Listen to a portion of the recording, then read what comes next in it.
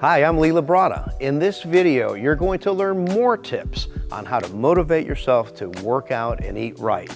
If you enjoyed this video, be sure to share it with someone you love and care about. We can all use more motivation, right?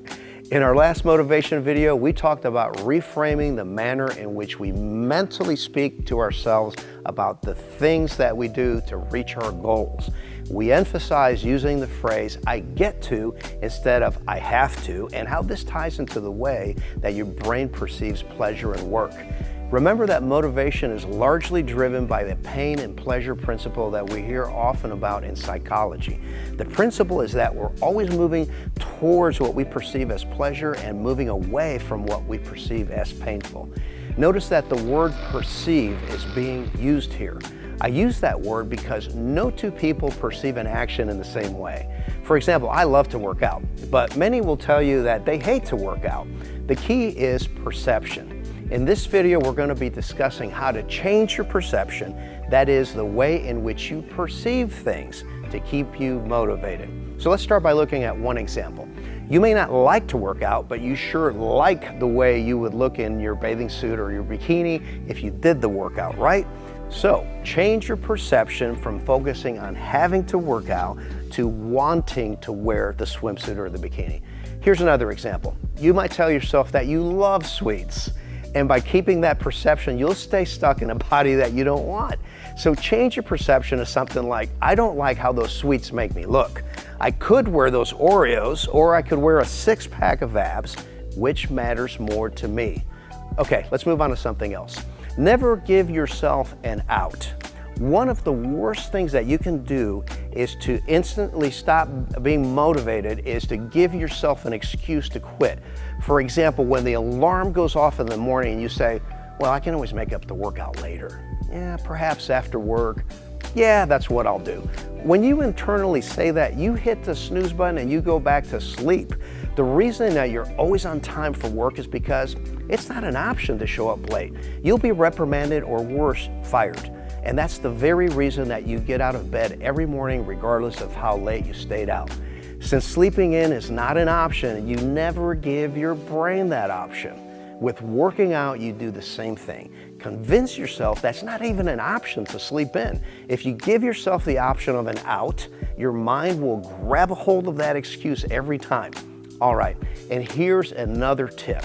Avoid absolutes and extremes when changing something about yourself.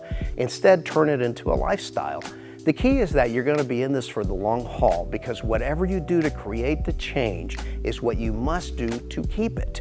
I started working out when I was just 17. And guess what? I still enjoy going to the gym and eating right. It's just part of who I am and what I do daily, like brushing my teeth. But people who try to use absolutes don't tend to stay motivated because there's no flexibility. Life requires flexibility because things change. There's last-minute emergencies that pop up. If you start with the idea that you'll work out 7 days a week, what happens if you miss a day? You'll be overcome with feelings of guilt and remorse. So be sure to understand that missed days can be made up the next day, and a missed workout isn't the end of the journey, it is just part of it. This technique works equally well when you're managing your nutrition. It works as well as when you're managing exercise, because in this way you don't feel deprived. If you attempt change using an all or nothing mentality, you're setting yourself up for problems. Let's say that you decide to cut out all your favorite foods. You do great for about 1 to 2 weeks, and then you start getting hit by all these cravings for the foods you haven't allowed yourself to eat. At some point, you're going to encounter a stressful situation. Somebody yells at you, you experience work stress or whatever. At that moment, your diet is over. You binge on your favorite food. And after the binge, you feel overwhelmingly guilty and you feel remorse for eating something you told yourself you wouldn't eat. After the guilt comes a renewed commitment to follow the program even stricter, to do better this time. And again, after a week or two, the same thing happens. So now you start inwardly telling yourself, hey, I've really blown it. I might as well really blow it. And you go completely off track. Think of it this way. If you drove down the road and you got a flat tire, would you ever jump out of your car and slit the other tires? Of course not. So what should you do with the occasional eating bad food or missed workout? Again, change your perspective by looking at what you do differently. Understand that small changes yield huge results over the course of time, so long as those changes are sustainable. A habit of small, achievable tasks can help build momentum and motivate you to achieve more meaningful goals. Additionally, having an accountability partner like a workout partner or a group like an exercise class can help you stay on track and be more motivated to achieve your goals and stay consistent. The underlying key, it's to adopt the narrative that you never quit or give up. Please share this video with someone you love and care about. If you've enjoyed it, be sure to subscribe and share. I'm Labrada, your lean body coach, and thank you for joining me.